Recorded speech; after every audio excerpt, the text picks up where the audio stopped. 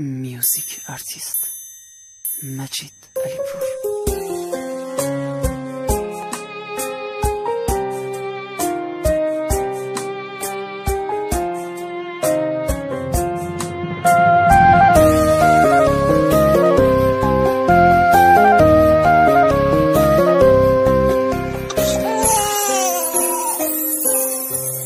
از اون لحظه ای که چشم باز شد، از اون وقتی که تو جهان اومدم، با امواج دالایی های تو بود، به دریای آرامش دل زدم. یه وقتایی که غرق جزر اومدم، تو شروع ما رو به رو میکنی. تو انقدر خوبی که از آدما حسابت رو داری جدا میکنی. نذاشتی نبوده کسی حس بشه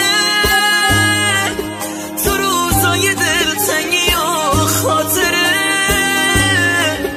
محال کم بازی بچگیم، خد لحظه ای از تو یادم بره، خد لحظه ای از تو یادم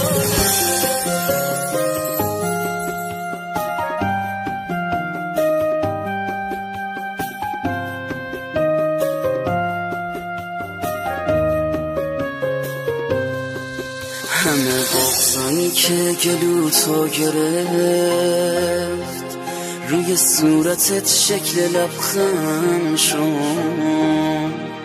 یه عشقی که تو خونه جریان گرفت، با حس حضور تو پابند شد. تو دستانو محکم گرفتی که من توی هر زمین خوردنم پا بشم. من هر جای این زندگی گم شدم، گذاشتی تو دستات پیدا بشم.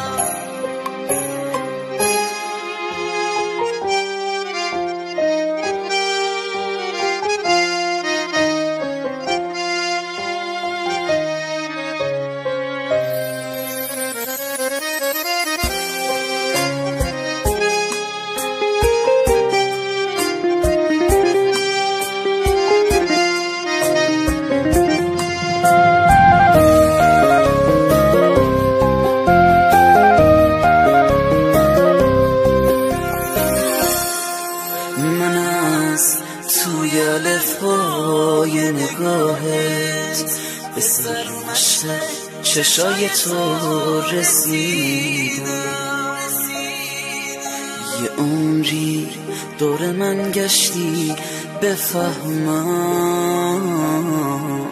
که از تو هیچکی عاشق‌تر ندیدم. تو تنها باشه ناب صداقت،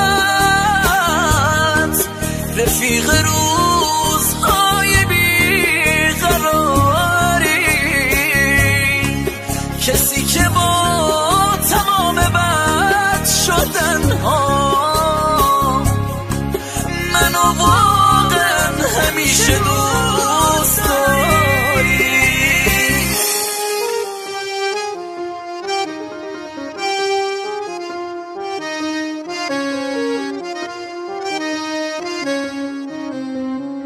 به عطر تو گره خورده نفس هام، توی حس عمیق دل سپردم.